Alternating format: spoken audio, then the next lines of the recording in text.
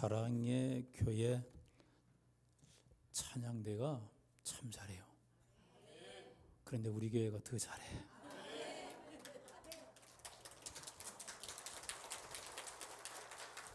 교회를 다녀보면서 그동안 다니고 싶었던 그 교회,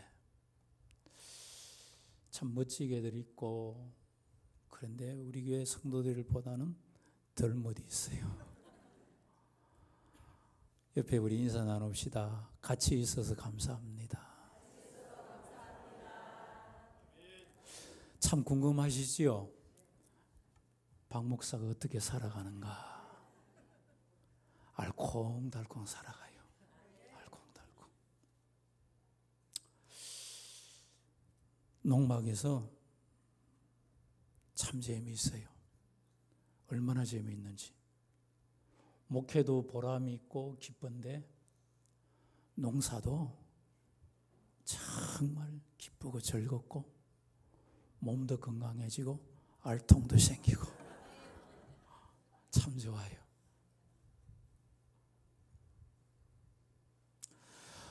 옛날 어머니가 도시락을 보자기를 싸줬죠, 그죠? 옛날에 우리는. 근데 그 보자기를 풀면은 밥보다는 그 안에 어머니의 사랑과 헌신이 숨어 있음을 우리는 발견을 합니다. 오늘의 내 삶의 보자기를 한번 풀어볼까요? 그 속에 무엇이 있는가? 내 평생 살아오면서 움켜잡으려고 세우려고 얻으려고 노력했던 그 삶의 보자기 안에 과연 어떤 것들이 들어있는가? 그 안에는 기쁨도 있고 즐거움도 있고 실패도 있고 좌절도 있고 미움, 시기, 질투, 다툼이 있었지요. 사랑하는 성도님들, 이제 우리가 바라볼 것은 삶 자체의 열매보다는 받아봅시다. 하나님을 바라봅시다. 하나님을 바라보시기를 축원합니다. 삶을 바라보면, 열매를 바라보면 대부분이 무엇을 더 얻을까? 무엇을 내 삶에 더 채울까를 생각을 하는데, 믿음의 사람들은 달라야 합니다.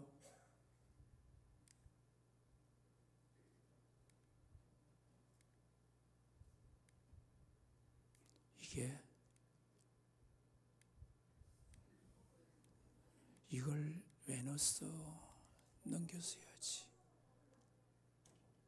내가 그랬나? 거꾸로. 미안해. 우리 최 목사도 틀리더만은 나도 틀리네.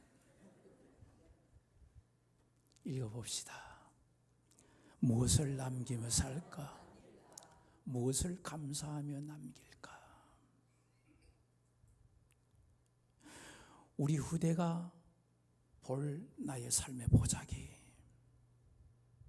내가 먼 훗날 펼쳐보고 남길 수 있는 보자기에는 무엇을 남길 것인가? 얻을 것인가가 중요하지요. 채우는 것도 중요하지요. 그러나 더 중요한 것은 무엇을 남길 것인가? 내 후손에게 무엇을 남길 것인가? 내 삶의 보자기를 펼치고 난 이후에 우리의 자녀들은 나를 무엇이라고 판단할 것인가?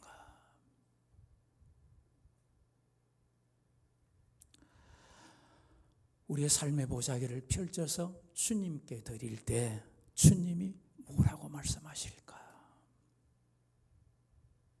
부끄러움이 없는 삶의 보자기를 펼쳐서 후손에게 보여주고 우리 하나님께 보여줄 수 있는, 자신에게 펼칠 수 있는 저와 여러분들이 되기를 주의 이름으로 축원을 드립니다. 그러려면 계절에, 이 가을의 계절에 감사를 준비할 줄 아셔야 돼요. 무엇을 준비하라고요? 감사를 준비하자. 그런데 중요한 것은 말씀을 듣기 전에 헛소문은 확인도 안 하고 믿습니다. 그런데 진리의 말씀은 확인을 하고도 안 믿어요. 사랑하는 성도님들, 오늘의 말씀은 하나님의 말씀으로 받으시기를 축원합니다. 오늘 본문에서 바울이 뭐라고 우리에게 말하는가 한번 들어볼까요? 같이 읽읍시다. 시작.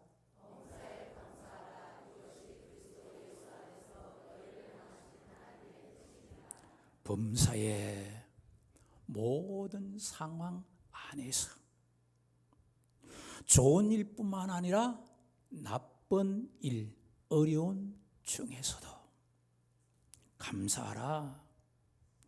현재 명령행위지요. 한번 감사하고 끝이 아니라 어제도 오늘도 내일도 항상 감사하라. 우리 결혼해서는 몇 달 동안은 좋지요. 옆에 분들 보시면서 계속 좋아집시다. 근데 잘 안 되지요. 현재 명령행위예요. 어제뿐만 아니라 오늘도 내일도 감사해라. 어제뿐만 아니라 오늘도 내일도 모레도 걸피도 계속 옆에 분들을 보시면서 행복합시다. 그렇게 되어지시기를 축원합니다. 그렇게 되어지려면은 어떻게 하면 되느냐? 오늘의 말씀이에요. 감사해라. 감사해라. 감사하면 행복하게 살 수 있다. 상황, 삶의 현장이 중요한 것이 아니라 내가 어떤 마음을 갖느냐가 중요해요. 이것이 누구의 뜻이라고요? 하나님의 뜻이다. 이 말씀은 하나님의 분명한 의도란 말이에요. 우리의 삶의 방향을 지금 제시해 주고 있어요. 무엇하라고요? 범사에 감사하라. 이것이 하나님의 뜻이다. 내 소원이다. 제발 좀 사랑하는 연천교회 성도들아, 내 소원 좀 이루어줘. 누가 하시는 말씀이죠? 하나님이 누구를 통해서? 사도 바울을 통해서. 누구 들으라고? 오늘 안 온 사람들을 들으라고 한 것이 아니고 내가 들으라고. 나에게 하시는 말씀으로 받으시기를 축원합니다. 그래서 감사는 같이 읽을까요? 시작.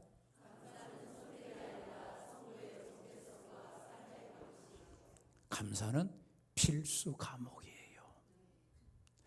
해도 되고 안 해도 되고 아니라 성도는 주일날 예배 드리는 것이 필수지요. 안 드려도 되고, 먼저 이야기한 것은 안 드려도 되고가 아니고 드려야 돼요. 성도라면 예배를 드려야 돼요. 이것이 필수예요.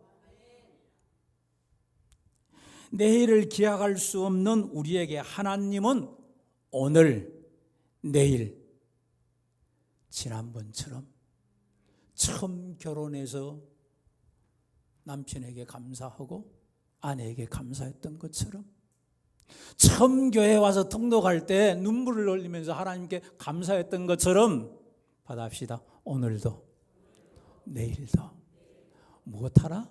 감사하라. 옆에 분들을 보시면서 그러면 행복하답니다.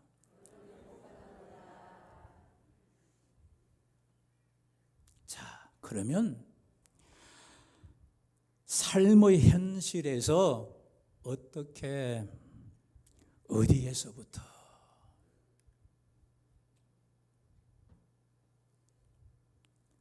같이 한번 이 말씀 읽읍시다. 시작.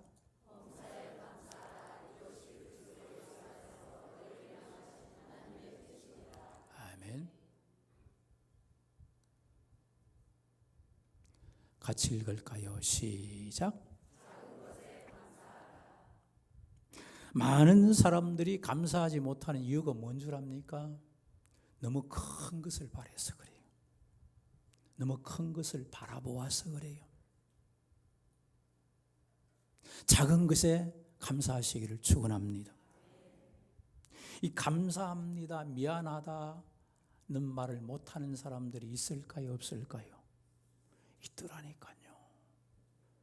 예, 친구들 중에도 분명히 미안하다고 이야기해야 되는데 미안하다 소리를 안 해. 그게 정당하다는 거예요. 절대로 이야기 안 해요. 그리고 감사하단 말 하면 세금 묻습니까? 아닌데도 절대로 감사하다는 말을 못 해요. 멀리 아니에요. 부부간에. 좀 이야기합시다. 옆에 분들 보시면서 감사합니다. 미안할 때는 미안합니다. 왜 못할까? 건강이 예전만큼 못해도 감사하시길 바랍니다. 아직 숨쉬고 있음에 감사하시길 바랍니다. 가족이 있음에 감사하시기 바랍니다. 잔소리가 많아도 있으니까 잔소리 하는 거예요. 남자들이요. 나는 우리 아내가 목회할 때만 잔소리 할 줄 알았어요. 근데 농장에 가서도 여전해. 예. 그래도 내가 어제 뭐라 그랬는데 친구들하고 모여가지고 그래도 있으니까 얼마나 좋은지 몰라. 있으니까 좋은 거예요. 없으면 잔소리 못 들어요. 예. 여자분들 물어봅시다. 달라도 너무 다르죠? 예. 그게 불평이에요? 불평 안 할 수 있는 방법 하나 있어요. 뭔 줄 알아요? 옆에 분들 보시면 이혼합시다. 이혼하면 불평 소리 안 들어. 같이 살고 있음에 감사하시기 바랍니다. 적은 것 같지만은 잔소리를 해도 틀려도 감사하세요. 같이 있으니까, 살아주니까. 조금 전에 이야기했지요. 어떻게 사냐 그래서 알콩달콩 산다고. 참 재미있어요. 고추 하나, 씨앗 하나잖아요. 그죠? 참 모종 하나. 그런데 내가 경험한 거는 이분이 야, 바로 요렇구나. 30배, 60배, 100배 성경대로 이어지는구나. 내가 이번에 알았다니까요. 심으면서. 수박씨 하나 심었는데요. 첫 농사잖아요. 나 평생 처음이에요. 그게. 이만한 거 두둥이가 이거 두둥이가. 그런데 깨니까요. 국민마트, 하나로마트 수박 비교가 안 돼.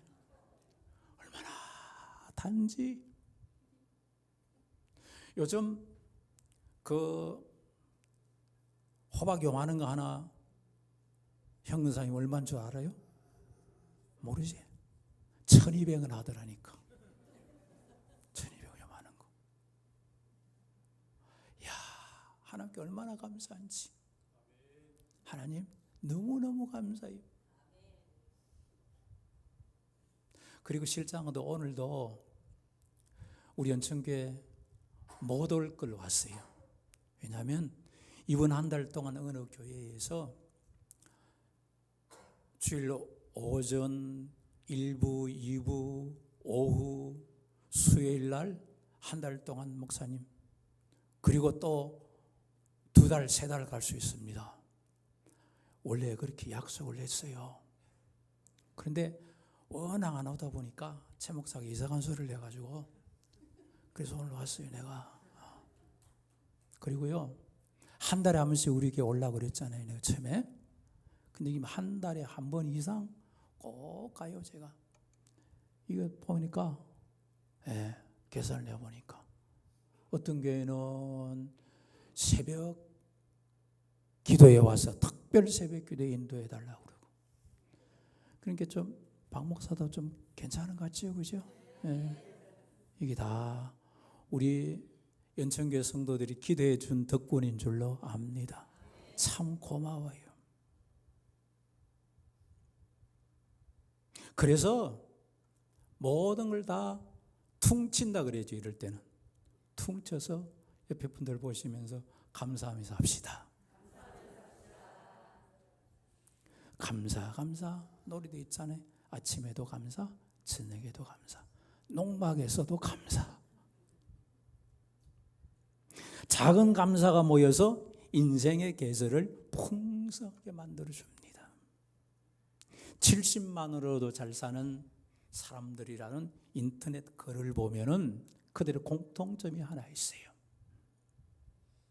이들의 공통점은 받아합시다. 욕심을 줄이고 비교를 내려놓고 소박한 삶 속에서 기쁨을 갖는다는 거예요. 욕심, 이놈의 욕심. 그리고 조금 있으면 옆에 사람하고 비교. 그 사람 옷을 이렇게 입었는데 나도 다음 주 날은 이렇게 입어야지. 그때부터 스트레스가 쌓이는 거예요. 행복의 크기는, 행복의 소유는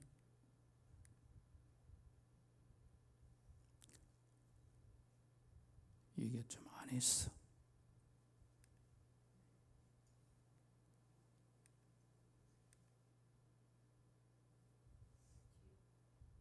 자꾸 내가 뒤로 앞으로 하네. 이걸 요즘 안 가지고 다니거든 내가. 미안해요. 작은 것에도 감사하라 그랬지요. 행복은 소유의 크기가 아니라 마음의 태도더라고요. 비교보다 감사하시기를 축원합니다. 이것이 바로 풍성한 삶의 비결입니다. 같이 읽을까요? 시작. 감사는 환경이 아니에요. 관점에서 나옵니다. 어떻게 내가 보느냐, 어떻게 내가 생각하느냐, 내가 어떤 말을 하느냐. 욥기 28장 8절에서 10절까지 보면은 라고 우리가 긍정할 수 있는 부분들이 나옵니다. 같이 읽까요? 시작.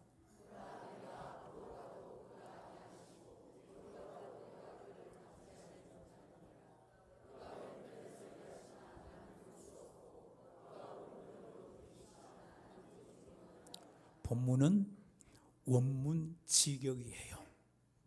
직역을 좀 했습니다만은 원문 직역인데, 내가 앞으로 가도 그가 아니하시고 같이 일하실 줄 알았더니만은 아니하신다. 뒤로 가도 내가 그를 감지하지 못한다, 느끼지 못한다. 그가 왼편에서 일하시나 나는 볼 수 없고 그가 오른편으로 돌이키시나 나는 보지 못하느니라. 욥은 자신이 하나님의 임재를 찾으려고 사방으로 둘러봅니다.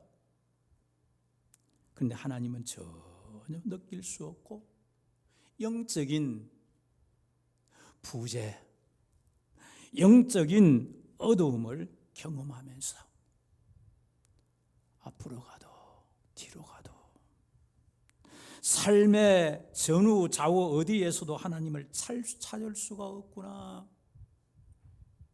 성경에서 왼쪽, 오른쪽, 남쪽, 북쪽은 히브리스의 시적인 병형법입니다. 그래서 모든 방향을 말하고 있어요. 즉 온 세상을 둘러봐도 하나님은 안 계시는구나. 욥은 하나님을 향한 갈망이 크지만은 하나님이 계신다는 것을 발견을 못했다는 거예요. 그런데 29절은 대반전이 일어납니다. 23편 10절 같이 봅시다. 시작. 그러나 그가 나를 시험하신 후에는 그러나 강한 대조 접속사지요. 욥은 하나님의 부재를 경험했지만 여전히 하나님이 함께 하심을, 하나님에 대한 믿음을 버리지 않았다는 거예요. 그래서 그가 고백하는 말이 그는 내가 가는 길을 아시나니 내가 이해할 수 없어도 그는 내 가는 길을 아십니다. 하나님은 내 삶의 길을 알고 계신다는 거예요. 그러면서 연이어 고백하기를 그가 나를 단련하신 후에 불 속에서 금속을 정련하듯이 시험하고 정결하게 하는 과정을 말합니다. 지금 이 순간은 그릇을 만드는 시간이다. 크게 나를 사용하시려고, 큰 것을 주시려고 나를 지금 단련하시는구나. 내 그릇을 만들어 주시는구나. 내가 정금같이 나오리라. 모든 불순물이 제거된 순금, 고난 뒤에 더 순결하고 참된 믿음을 가진 사람으로 변화시킬 것을 지금 확신하고 있는 겁니다. 저기 말은 나는 몰라도 받아합시다. 하나님은 내 길을 아십니다. 하나님은 나를 아신다는 거예요. 나는 몰라도, 내 갈 길이 어디인 줄 몰라도 하나님은 그 길을 아십니다. 이 고난은 나를 무너뜨리는 것이 아니라 나를 정금같이 빛내려고 하는 하나님의 손길입니다라고 지금 고백을 하고 있어요. 우리 인생에도 하나님의 부재함을 느낄 때가 있지요. 기도에도 응답이 없고 말씀을 들어도 아무 감흥이 없어요. 길이 막혀 있는 것 같은 그러한 순간, 그러나 하나님은 숨어 계시는 것처럼 보여도 불 속에서, 물 가운데서 나와 함께 계시며 나를 인도하시는 줄로 믿으시면 아멘 합시다. 풍랑이는 바다 위를 걸어오신 예수님, 풍랑이는 바다 위 물 위를 걸어오신 예수님. 왜 예수님이 물 위를 걸어오셨을까요? 해답은 배가 없어서. 무슨 말씀인지 아십니까? 배가 없으면 물 위라도 걸어오셔서 나를 도와주시는 분인 줄로 믿으시면 아멘 합시다. 우리는 환경을 보지요. 그러나 우리 하나님은 그 환경을 초월하신 분이에요. 내가 안 된다고 하는 그 일을 걸어서, 내가 걸을 수 없는 그 길을 걸어서 나를 찾아오셔서 내 인생의 파도를 잠잠케 주실 줄로 믿으시면 아멘 합시다. 배가 없으면 물이라도 걸어오시는 예수님, 오늘 우리 연천교회 모든 성도님들에게 찾아오시기를 축원합니다. 고난은 우리를 무너뜨리는 것이 절대로 아니에요. 정금같이 깨끗하게 해서 나를 쓰실 줄로 믿습니다. 내 그릇을 크게 사용해서 담아 주실 줄로 믿습니다. 실패조차도 내 인생을 빚으시는 하나님의 도구로 사용하신다는 것을 비로소 느낄 때 고통 가운데서도, 괴로움 가운데서도, 고난 가운데서도 보시면서, 옆에 분들을 보시면서 감사합시다. 미래를 이제는 감사로 준비하시길 바랍니다. 우리 연천교회 모든 성도들 교회 올 때마다 감사하시기 바랍니다. 내일을 바라보시면서 가정에서 감사하시길 바랍니다. 감사로 이제 준비하시기를 축원합니다. 자녀에게 물려줄 것은 재산보다는 감사의 신앙 고백이에요. 세상 사람, 안 믿는 사람들에게 보여줄 것은 어떤 업적보다는 감사의 우리의 고백들입니다. 많은 사람들은 그런데 일을 하면서 염려하지요. 일을 계획하면서 염려하고, 일을 하면서 염려하고, 일을 마치고도 염려해요. 내일 어떻게 할 것인가, 이것이 끝나고 나면 어떻게 할 것인가. 혹 그렇게 살아오신 분들 없습니까? 10년 염려하는 것보다 10분 기도하는 것이 낫다는 말이 있어요. 제가 이 말을 이렇게 고쳤어요. 10년 염려하는 것보다는 10분 받아합시다. 감사하는 것이 낫다. 10년 염려하고 걱정하실래요? 10분 감사하실래요? 훨씬 쉽죠? 예. 염려 대신 감사의 기도를 하시기를 축원합니다. 염려, 걱정, 불편보다 집에 가셔서 10분만이라도 감사하시길 바랍니다. 지난 주간에요, 평창에 발왕산을 갔다 왔어요. 친구 목사들이랑. 그런데 한 가지 내가 딱 본 게 있어요. 뭔지 알아요? 살아서 1000년, 죽어서 1000년. 그게 무슨 나무인 줄 압니까? 주목나무. 인생의 계절은 빨라요. 이 나무도 살아서 1000년, 죽어서 1000년이라 그러는데, 인생은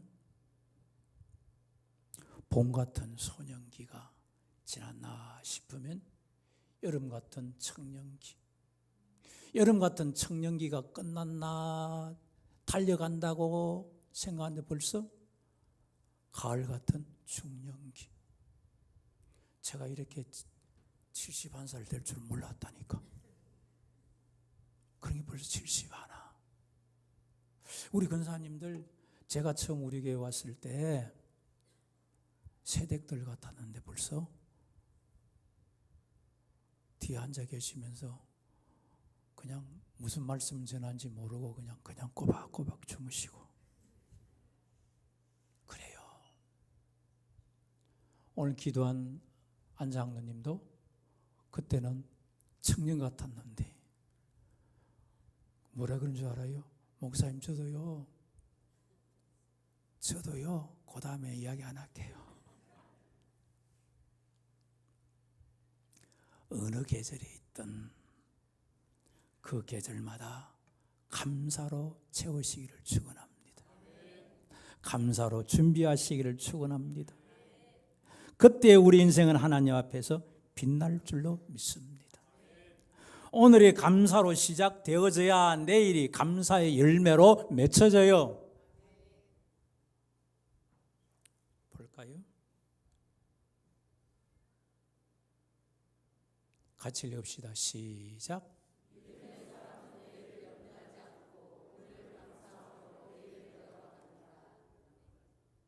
시작.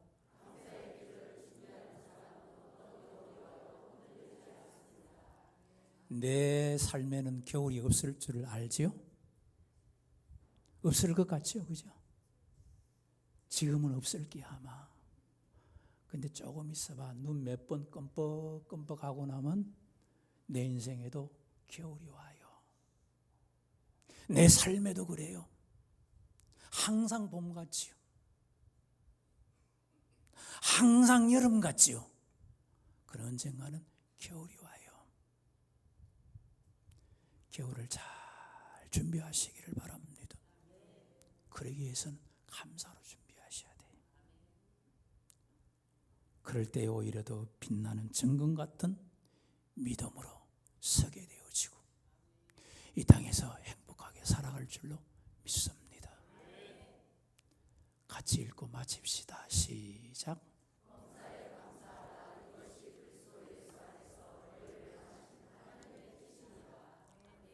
옆에 분들 보시면서 하나님의 소원 좀 이루어 드립시다.